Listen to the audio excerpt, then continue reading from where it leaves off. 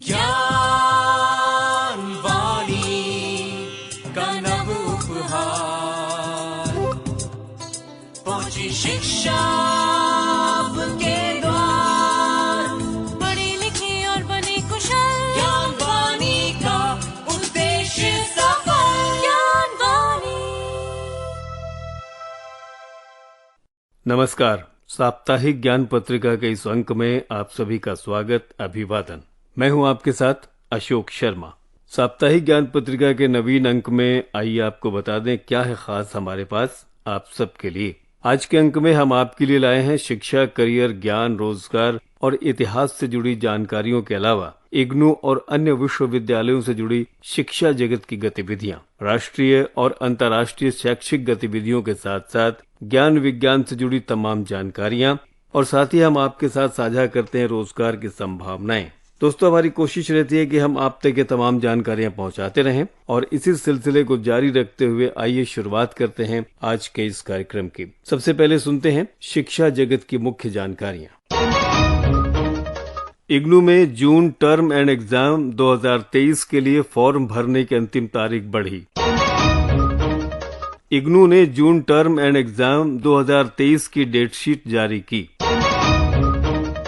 इंदिरा गांधी राष्ट्रीय मुक्त विश्वविद्यालय ने जारी किए दिसंबर 2022 टर्म एंड परीक्षा के लिए admit card.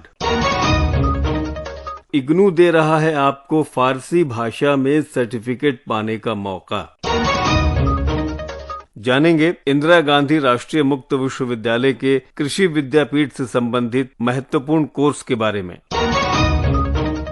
CBSE board exam 2023-24 में कम होगा थ्योरी का बोझ, 10वीं और 12वीं की बोर्ड परीक्षा में बढ़ेगा एमसीक्यू का वेटेज। वैदिक गणित, भगवत गीता और विश्व इतिहास, जाने कितनी बदल जाएंगी आपकी पढ़ाई। और अब डीडीयू में विदेशी लेखकों की जगह चेतन भगत, अमीश त्रिपाठी और वेद प्रकाश को पढ़ेंगे छात्र। और अब शैक्षिक खबरें विस्तार से। इंदिरा गांधी राष्ट्रीय मुक्त विश्वविद्यालय यानी इग्नू ने जून 2023 टर्म एंड एग्जाम के लिए परीक्षा फॉर्म भरने की आखिरी तारीख बढ़ा दी है। जिन छात्रों ने अब तक जून 2023 के टर्म एंड एग्जाम के लिए परीक्षा फॉर्म नहीं भरा है, वे इग्नू की आधिकारिक वेबसाइट पर जाकर ऑनलाइन फॉर्म भर सकते हैं। वेबसाइट है exam.ignu.ac.in।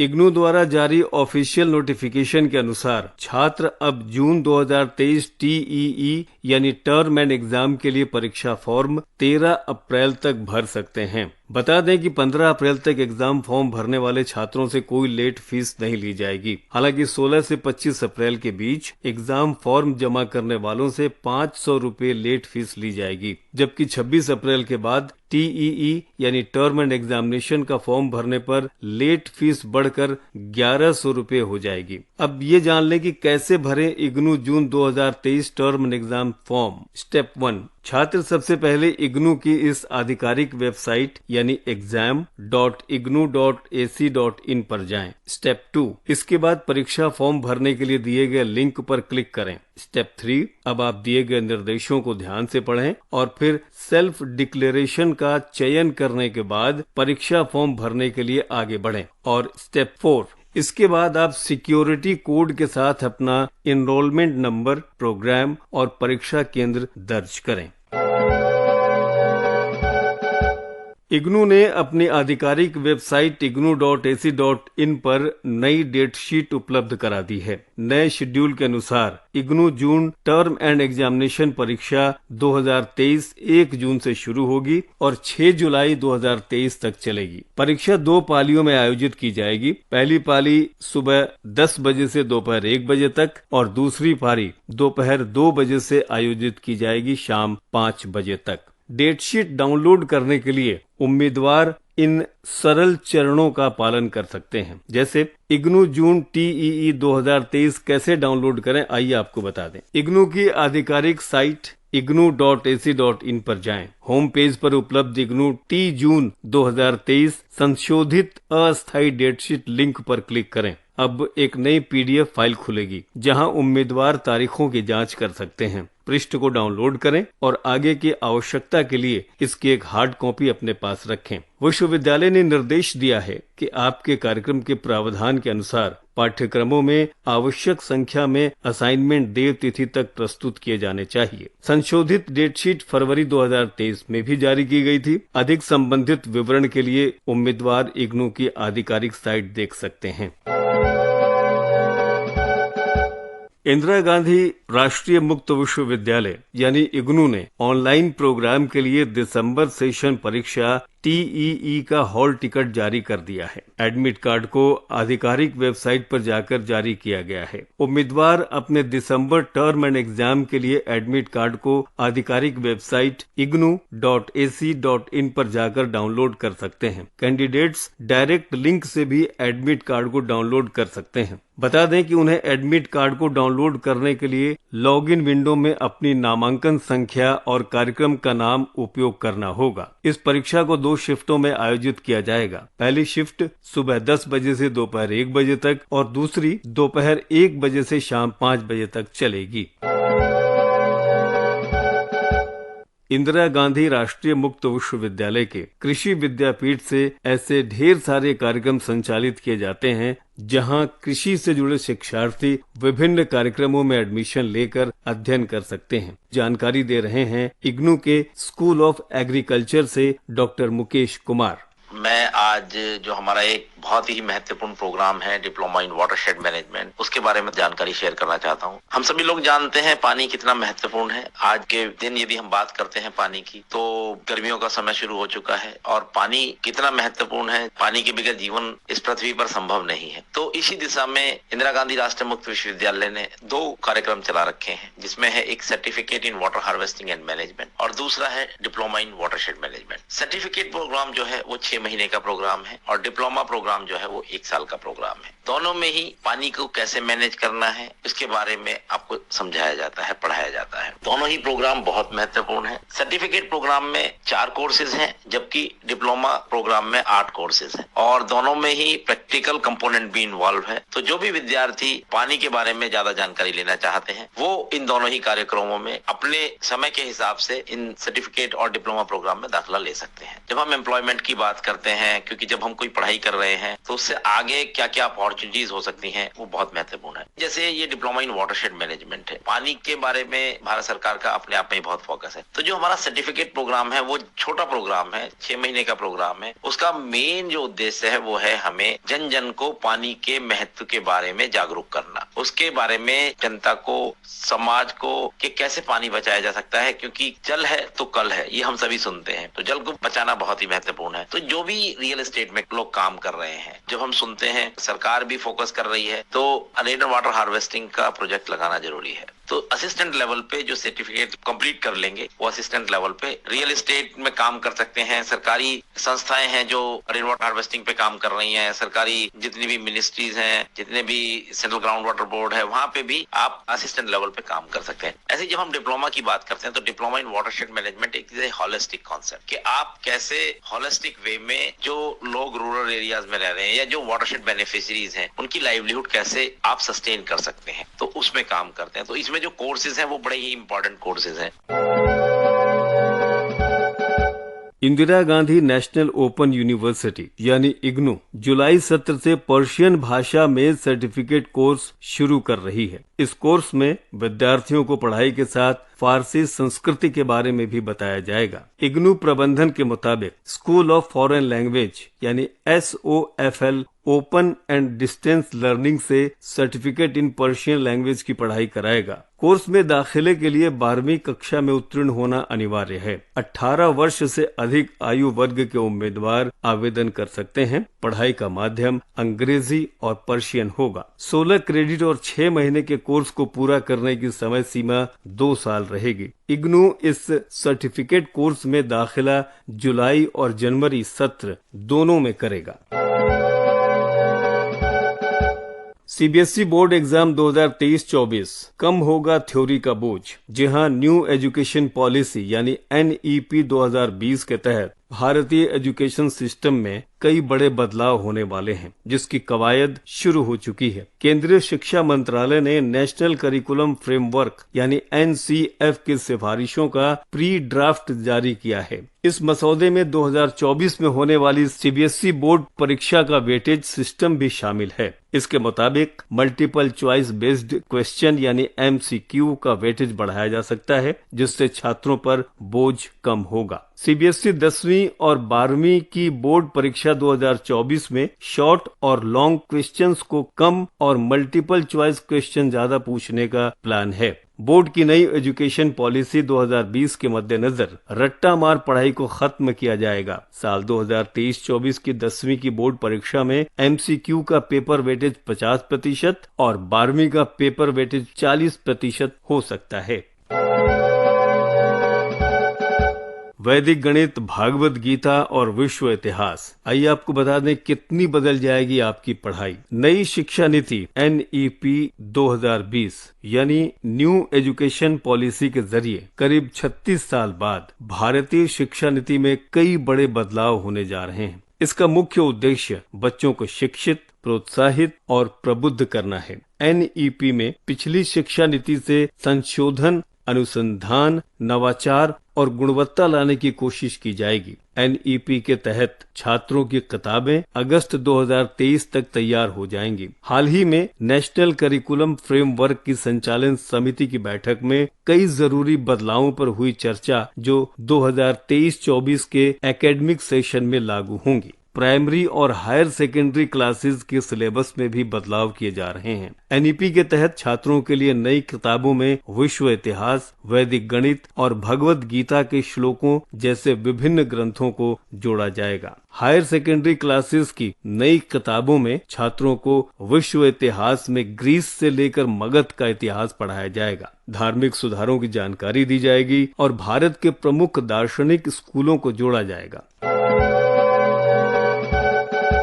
अब विद्यार्थियों को साहित्य जगत से रूबरू कराने के लिए समकालीन लेखकों के उपन्यास, कहानी, नाटक और कविताओं के प्रति जागरूक करने और नवीन लेखकों के सुप्रसिद्ध किताबों को शैक्षणिक सत्र में शामिल करने के लिए दीनदयाल उपाध्याय गोरखपुर विश्वविद्यालय यानी DDU ने पहल की है। बता दें कि DDU के अंग्रेजी विभाग के विद्यार्थी अब कालजयी नाटक, गीत और उपन्यास भी पढ़ेंगे। गुलजार, चेतन भगत, अमीश त्रिपाठी के उपन्यास के साथ साथ हैरी पॉटर पढ़ाए जाएंगे। अगले सेमेस्टर में उन्हें महाकवि कालिदास का अभिज्ञान, शकुंतलम और भवभूमि के संस्कृत में नाटक उत्तर रामचरितम को अनुवाद कराकर पढ़ाया जाएगा। पोस्ट ग्रेजुएशन की कक्षाओं के कोर्स में ब्रिटिश उपन्यासकार मिल्टन, शेक्सपियर आदि के नाटक और उपन्यास को शामिल किया गया था। अब नई शिक्षा नीति पर आधारित PG के इन कोर्सेज में विदेशी लेखकों की जगह अपने देश के प्रसिद्ध और चर्चित नाटक तथा उपन्यास को शामिल किया गया है। साप्ताहिक ज्ञान पत्रिका कार्यक्रम आप इस समय सुन रहे हैं ज्ञानवाणी FM 105.6 मेगाहर्ट्ज पर। आइए बढ़ते हैं अगले सेगमेंट की तरफ, जो हमारा करियर सेगमेंट। करियर सेगमेंट में आज जानेंगे ह्यूमन रिसोर्स मैनेजमेंट के बारे में।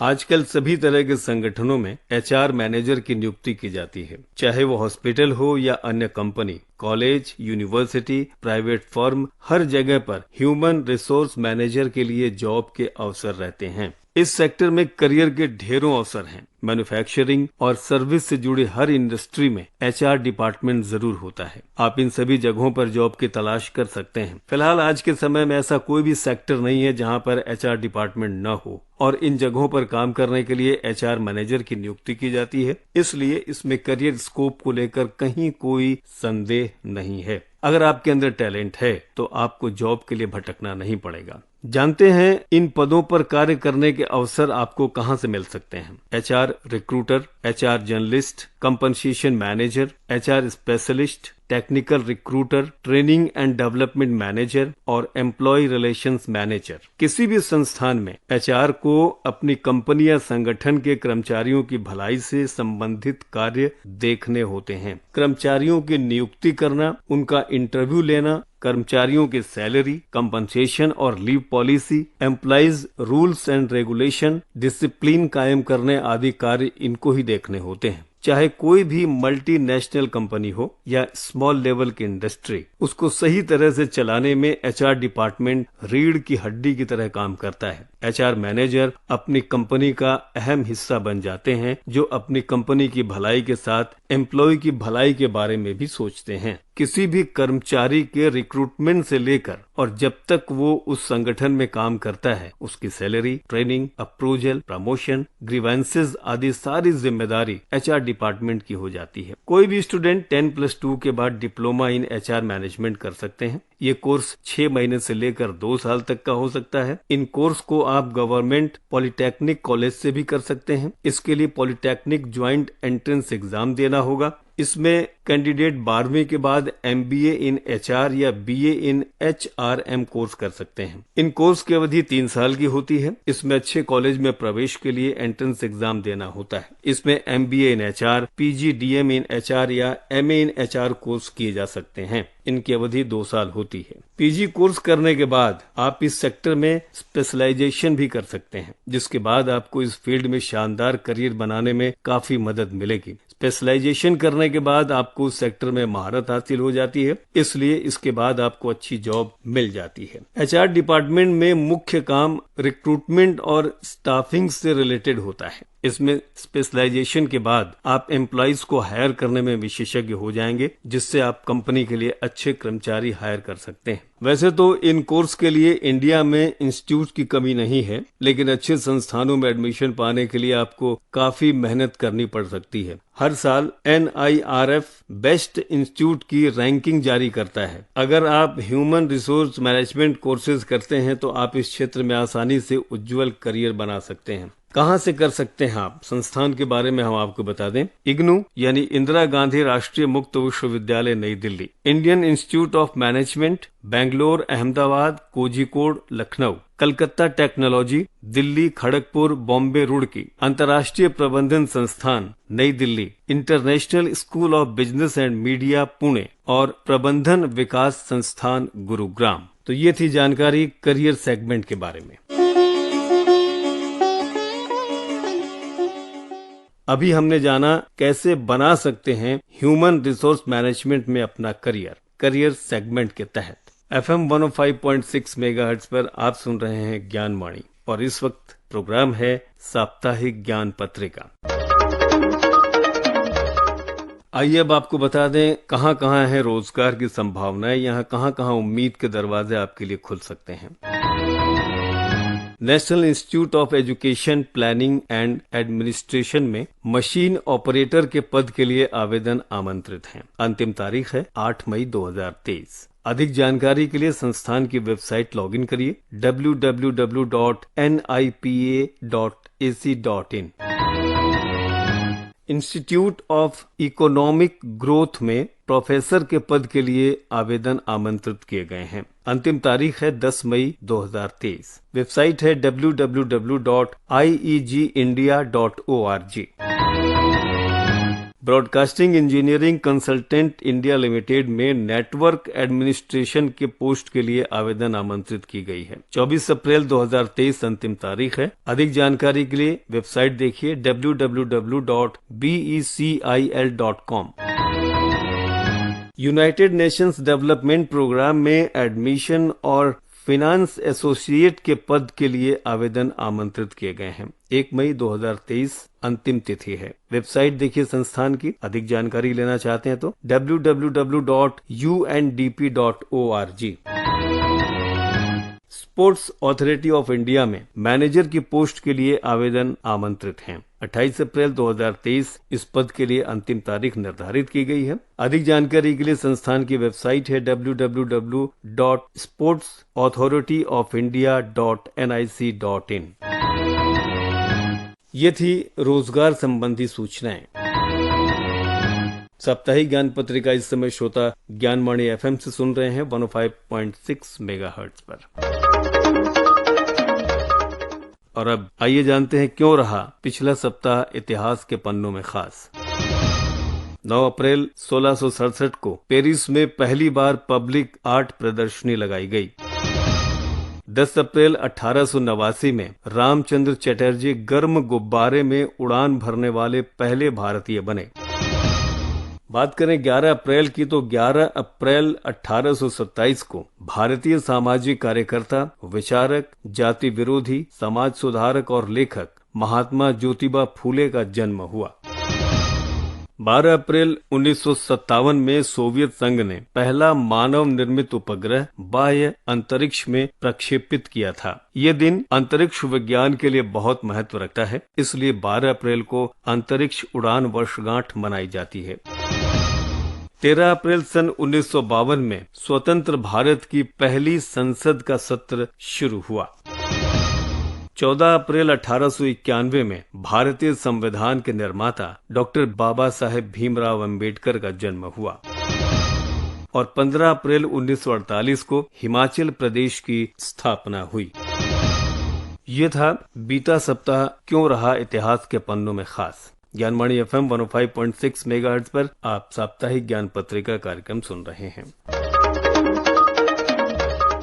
और आइए दोस्तों, अब सुनते हैं अंबेडकर जयंती पर हमारे विशेष सेगमेंट।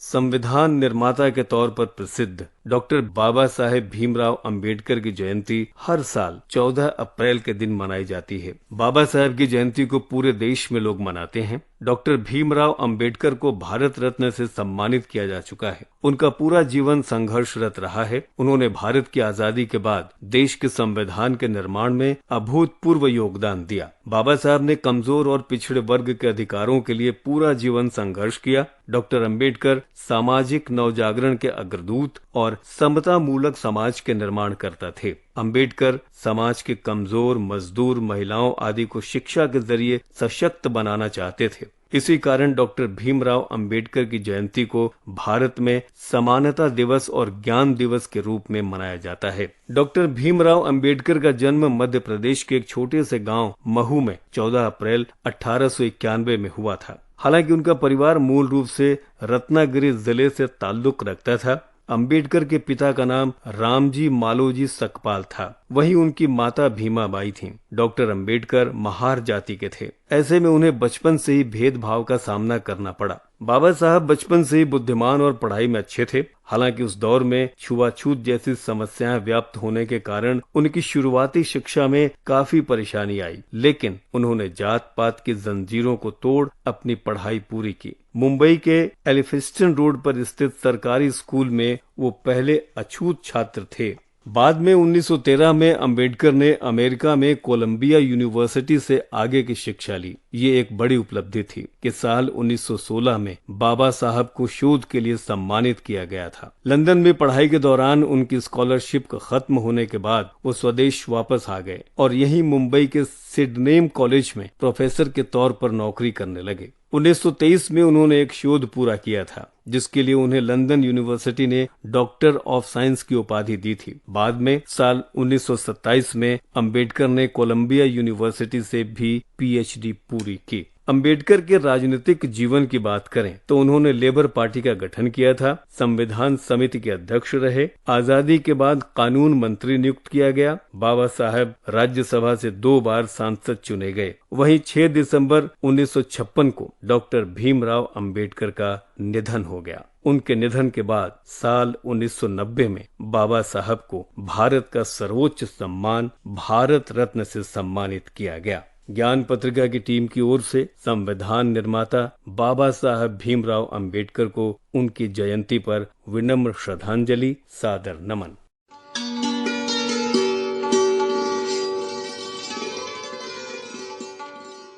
अभी श्रोता सुन रहे थे कार्यक्रम साप्ताहिक ज्ञान पत्रिका। दोस्तों, कोशिश हमारी रहती है कि हम गागर में सागर भर लाएं, फिर भी कहीं हमसे कोई चूक होती है तो आपके मार्गदर्शन का हमें इंतजार रहेगा। आज के इस कार्यक्रम में तकनीकी सहयोग दिया मोहन लाल ने। आलेख तरन्नुम जहां का, संपादन किया सदन लाल ने और कार्यक्रम के प्रस्तुतकर्ता थे कमल कुमार। अगली कड़ी में आपसे फिर मुलाकात होगी। तब तक के लिए आप अपना ख्याल रखिए और उनका भी रखिए जो हमेशा रखते हैं आपका ख्याल। फिलहाल मैं आपका दोस्त अशोक शर्मा आपसे अनुमति चाहता हूँ। नमस्कार। ज्ञान वाणी का नव उपहार, पहुंची शिक्षा